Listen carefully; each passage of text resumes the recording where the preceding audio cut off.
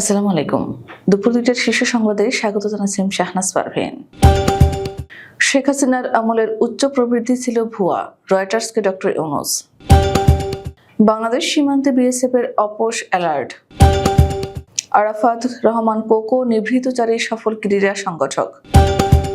ইসির নিয়োগ পরীক্ষায় অংশগ্রহণকারী সবাই অটোপাস। অবৈধ টাকা হালালে মাছ চাষে ৯৫ কোটি টাকা আয় দেখিয়েছেন শেখ তাপস। বাংলাদেশের অন্তর্বর্তী সরকারের প্রতি বিশ্ব ব্যাংকের সমর্থন পুনর্ব্যক্ত। ১০ম গ্রেডের দাবিতে শহীদ মিনারে প্রাথমিকের শিক্ষকদের সমাবেশ। হাজারীবাগে ব্যবসায়ীকে গুলি করে ৭০ ভরি স্বর্ণ ছিনতাই। মেডিকেলে ভর্তিতে নারীরা এগিয়ে, পিছিয়ে পড়ছেন পুরুষ শিক্ষার্থীরা। চেয়ারম্যান মেয়রদের ন্যূনতম শিক্ষাগত যোগ্যতা স্নাতক। লিটনের বিরুদ্ধে ৯০০ কোটি টাকার দুর্নীতির খোঁজে দুদক। জিয়াউল আহসানের অঢেল সম্পদ। সারা দেশে শীতের দাপট, কুয়াশার পাশাপাশি বইছে হিমেল হাওয়া। এবং শুরুতে হোঁচট খেলেন ট্রাম্প, জন্মসূত্রে নাগরিকত্ব বাতিলের আদেশ স্থগিত। শুনছিলেন শিরোনাম, এবার বিস্তারিত। ক্ষমতাচ্যুত প্রধানমন্ত্রী শেখ হাসিনার অধীনে দেশে যে উচ্চ প্রবৃদ্ধি দেখানো হয়েছিল তা ভুয়া। এই উচ্চ প্রবৃদ্ধি নিয়ে প্রশ্ন না তোলার জন্য পুরো বিশ্বকে দায়ী করেছেন প্রধান উপদেষ্টা ডক্টর মোহাম্মদ ইউনূস। বৃহস্পতিবার সুইজারল্যান্ড ওয়ার্ল্ড ইকোনমিক ফোরামের বার্ষিক সম্মেলনের ফাঁকে ব্রিটিশ বার্তা সংস্থা রয়টার্সকে দেওয়া এক বিশেষ সাক্ষাৎকারে তিনি একথা বলেন। ছাত্র জনতার কয়েক সপ্তাহের আন্দোলনের মুখে গত আগস্টে ভারতে পালিয়ে যেতে বাধ্য হন শেখ হাসিনা। তারপর দেশের অন্তর্বর্তীকালীন সরকারের প্রধান উপদেষ্টা হিসেবে দায়িত্ব নেন ডক্টর ইউনূস। রয়টার্স বলেছে, ১৫ বছর ক্ষমতায় থাকাকালীন দেশের অর্থনীতি ও বিশাল গার্মেন্টস শিল্পকে ঘুরে দাঁড় করানোর কৃতিত্ব দেওয়া হয় শেখ হাসিনাকে। যদিও সমালোচকরা তার বিরুদ্ধে মানবাধিকার লঙ্ঘন এবং বাক স্বাধীনতা ও ভিন্ন মতকে দমন করার অভিযোগ করেছেন। বাংলাদেশ সীমান্তে অপস অ্যালার্ট জারি করেছে ভারতীয় সীমান্ত রক্ষী বাহিনী। এ সংক্রান্ত একটি নির্দেশনাও জারি করা হয়েছে বিএসএফ এর পক্ষ থেকে। এতে ভারতের উত্তর, পূর্ব এবং পশ্চিমবঙ্গের বাংলাদেশ ও ভারতের মধ্যকার সীমান্তে মহড়া চালানোর নির্দেশ দেওয়া হয়েছে। এছাড়া সীমান্তের অরক্ষিত এলাকায় বাড়তি নজরদারি ও সতর্কতার পরামর্শ দেওয়া হয়েছে। মূলত ভারতের আসন্ন প্রজাতন্ত্র দিবসকে সামনে রেখে আগামী ৩১ জানুয়ারি পর্যন্ত বাংলাদেশ সীমান্তে এই অপস অ্যালার্ট জারি করেছে বিএসএফ। বৃহস্পতিবার এক প্রতিবেদনে এই তথ্য জানিয়েছে ভারতীয় বার্তা সংস্থা এএনআই।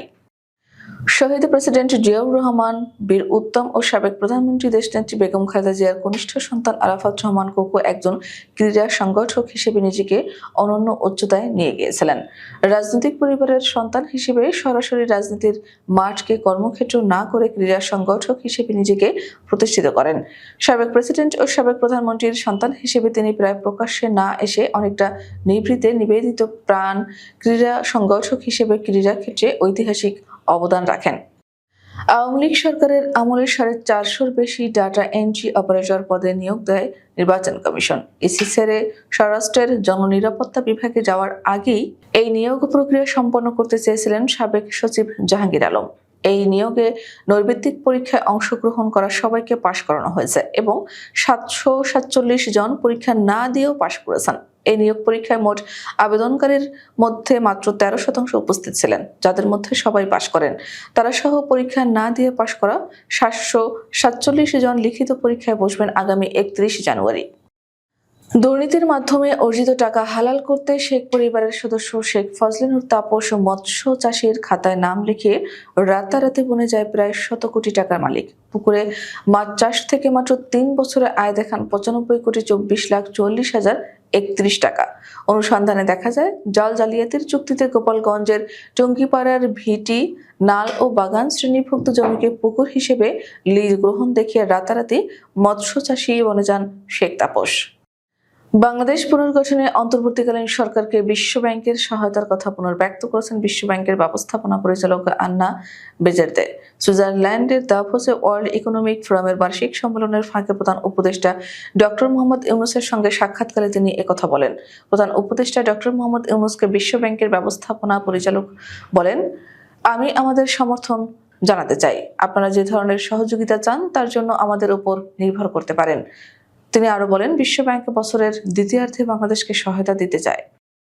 সরকারি প্রাথমিক বিদ্যালয়ের সহকারী শিক্ষকদের 10ম গ্রেডে বেতন স্কেল বাস্তবায়নের দাবিতে কেন্দ্রীয় শহীদ মিনারে সমাবেশ করেছেন শিক্ষকরা। শুক্রবার সকাল 10টায় এই সমাবেশ শুরু হয়। এ সময় সারা দেশ থেকে আসা শিক্ষকরা সমাবেশে যোগ দেন। এর আগে এদিন ভোর থেকেই সারা দেশে থেকে শিক্ষকরা এসে শহীদ মিনারে জড়ো হন। সমাবেশে শিক্ষকদের এক দফা এক দাবি, শিক্ষকদের 10ম গ্রেড, জেগেছে রে জেগেছে, শিক্ষক সমাজ জেগেছে, আমার সোনার বাংলায়, বৈষম্যের ঠাঁই নেই ইত্যাদি বলে স্লোগান দিতে দেখা যায়। রাজধানীর হাজারীবাগে দুর্বৃত্তের গুলিতে সজল রাজবংশী নামে এক ব্যবসায়ী আহত হয়েছেন। স্বজনেরা অভিযোগ করেছেন, দুর্বৃত্তরা সজলের কাছ থেকে প্রায় 70 ভরি স্বর্ণ ছিনতাই করে নিয়ে গেছে। বৃহস্পতিবার রাত 11টার দিকে হাজারীবাগের সেকশন বেড়িবাঁধ এলাকায় এই ঘটনা ঘটে। পরে রাত 12:15টার দিকে গুলিবিদ্ধ অবস্থায় তাকে উদ্ধার করে ঢাকা মেডিকেলের জরুরি বিভাগে নিয়ে আসা হয়। এরপর উন্নত চিকিৎসার জন্য ধানমন্ডির একটি বেসরকারি হাসপাতালে নিয়ে যাওয়া হয়েছে। জানা গেছে, সজল হাজারীবাগ সেকশন এলাকার খোকন রাজবংশীর ছেলে। তিনি কামরাঙ্গীরচরের ইতি জুয়েলার্সের মালিক। এমবিবিএস ভর্তি পরীক্ষায় নারীরা পুরুষদের ছাড়িয়ে যাচ্ছেন। বর্তমানে মেডিকেল শিক্ষার্থীদের প্রায় 2/3 নারী। বিশেষজ্ঞরা মনে করছেন, এই প্রবণতা অব্যাহত থাকলে ভবিষ্যতে দেশের স্বাস্থ্য খাতে ভারসাম্যহীনতা তৈরি হতে পারে। তারা মনে করছেন, পুরুষ শিক্ষার্থীদের উৎসাহিত করতে কোটার মতো বিশেষ সুবিধার প্রয়োজন হতে পারে। চলতি বছরে এমবিবিএস এর ভর্তি পরীক্ষায় অংশ নিয়েছেন 1,31,000-এর বেশি শিক্ষার্থী, যার মধ্যে পাশ করেছেন 60,095 জন। পাশ করা শিক্ষার্থীদের মধ্যে নারীদের সংখ্যা পুরুষদের তুলনায় 15,777 জন বেশি। পৌরসভা, সিটি কর্পোরেশনের মেয়র ও ইউনিয়ন, উপজেলা, জেলা পরিষদের চেয়ারম্যান পদে সরাসরি ভোট হবে না। এসব পদে যারা নির্বাচন করবেন তাদের ন্যূনতম শিক্ষাগত যোগ্যতা থাকতে হবে গ্রাজুয়েট বা সমমানা। নিরক্ষর বা স্বল্প শিক্ষিতরা আর নির্বাচন করতে পারবেন না। মতামত বিশ্লেষণ ও যাচাই বাছাই করে এমন সুপারিশে চূড়ান্ত করতে যাচ্ছে স্থানীয় সরকার সংস্কার কমিশন। মাঠ পর্যায়ে মতামত নেওয়া সহ বিভিন্ন শ্রেণী পেশার মানুষ ও রাজনৈতিক দলগুলোর সঙ্গে আলোচনা করে গত বুধবার শেষ করেছে কমিশন। এখন চলছে সংকলন কার্যক্রম। এরপর আরেক দফা যাচাই বাছাই শেষে প্রতিবেদন ফেব্রুয়ারির শেষ দিকে জমা দেওয়ার প্রস্তুতি নেওয়া হয়েছে।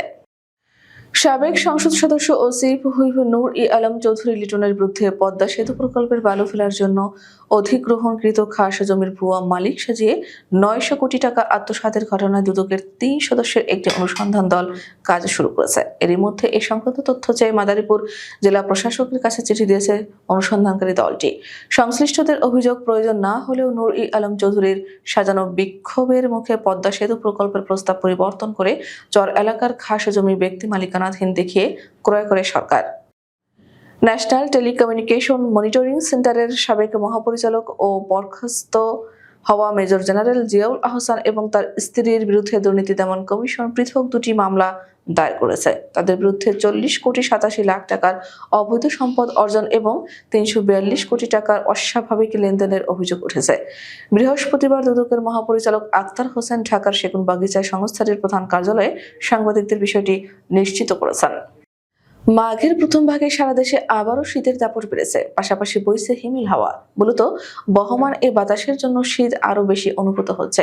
শুক্রবার পঞ্চগড়ে সকাল 9টায় সর্বনিম্ন তাপমাত্রা রেকর্ড করা হয় 10 ডিগ্রি সেলসিয়াস। এছাড়া উত্তরের কয়েক জেলায় গত 2 থেকে 3 দিন ধরে সূর্যের দেখা মেলেনি। আবহাওয়া অফিসে জানিয়েছে, মাঝারি ঘন কুয়াশার কারণে সূর্যের তাপ না থাকায় সারা দেশে জুড়েই শীতের অনুভূতি আগের চেয়ে বাড়বে। এমনকি কুয়াশার কারণে দিনের বেলাতেও ঠান্ডা অনুভূতি বজায় থাকবে। এমন অবস্থা আগামী কয়েকদিন চলমান থাকতে পারে বলেও জানিয়েছে আবহাওয়া অফিস। জন্মসূত্রে নাগরিকত্ব আইন বাতিলে মার্কিন প্রেসিডেন্ট ডোনাল্ড ট্রাম্পের সই করা নির্বাহী আদেশে সাময়িকভাবে স্থগিত করেছেন দেশটির একটি আদালত। স্থানীয় সময় বৃহস্পতিবার ওয়াশিংটনের সিয়াটলের একজন ফেডারেল বিচারক এই আদেশ দেন। মার্কিন বার্তা সংস্থা CNN এক প্রতিবেদনে জানিয়েছেন, বিচারক জন সি কাফেনের এই আদেশের ফলে ট্রাম্পের এই নির্বাহী আদেশে কার্যকর হওয়ার 14 দিনের জন্য স্থগিত থাকবে। 3 দিন আগে প্রেসিডেন্ট ট্রাম্প এই নির্বাহী আদেশ জারি করার পর ওয়াশিংটন, অ্যারিজোনা, ইলিনয় ও ওরেগন রাজ্য থেকে মামলা করা হয়। আমাদের পরবর্তী রাত 10টার শীর্ষ সংবাদ দেখার আমন্ত্রণ জানিয়ে এখনকার মতো বিদায় নিচ্ছি। দর্শক, ভিডিওটি শেষ পর্যন্ত দেখার জন্য আপনাকে অসংখ্য ধন্যবাদ। নিত্য নতুন সংবাদ পেতে আমাদের ইউটিউব চ্যানেলটি সাবস্ক্রাইব করুন ও নিয়মিত নোটিফিকেশন পেতে বেল বাটনটি ক্লিক করুন এবং আমাদের ফেসবুক পেজটিতে লাইক করুন। এছাড়াও আমাদের ভিডিওতে লাইক দিয়ে শেয়ার করুন। আল্লাহ হাফেজ।